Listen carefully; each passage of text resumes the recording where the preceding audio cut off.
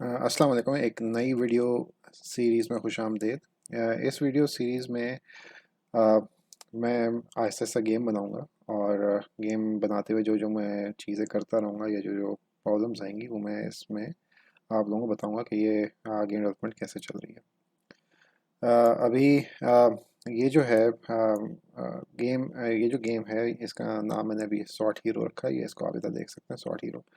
और इस गेम का जो बहुत सिंपल सा गेम प्ले है वो ये है कि अ, आप फ़ोन पे खेल रहे होंगे तो आपके सामने फ्लाइज उड़ती हुई जाएंगी, तो आपको उनको सॉर्ट करना होगा। अब उसमें अब काफ़ी नई चीज़ें, अब ये सिंपल सी गेम है, इसको इंटरेस्टिंग कैसे बनाया जाए तो वो ही गेम डिज़ाइन का है कि इसको इंटरेस्टिंग सब बना सकते हैं। जैसे कि अगर एक फ्लाई है जो कि बहुत तेज़ी से गुजरती है, तो that can be one type of fly जिसको मारना मुश्किल होता है। फिर एक और फ्लाई है जो कि स्लो गुजरती है लेकिन आपको उसको 2 बार हिट करना होगा तो तब वो मरेगी। एक फ्लाई है जिसको आप जैसे ही हिट करने लगेंगे तो एकदम से वो वैसे मैनूवर्स करेगी और वो हिट से बचने की कोशिश करेगी।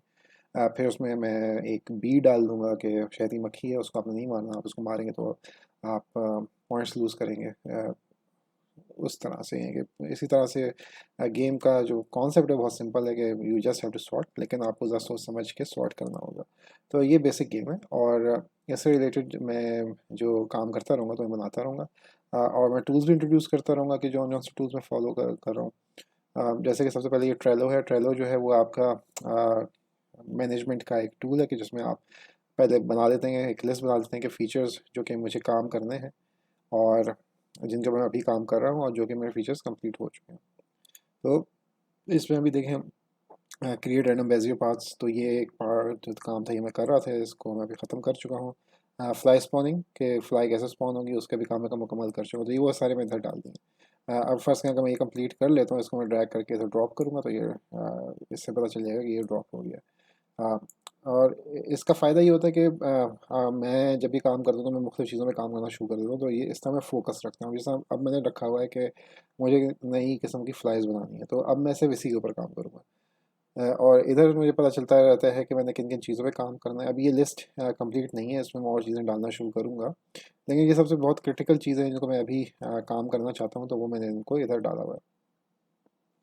तो तो ये ट्रेलो है। फिर डेवलपमेंट के लिए मैं यूनिटी को इस्तेमाल कर रहा हूँ।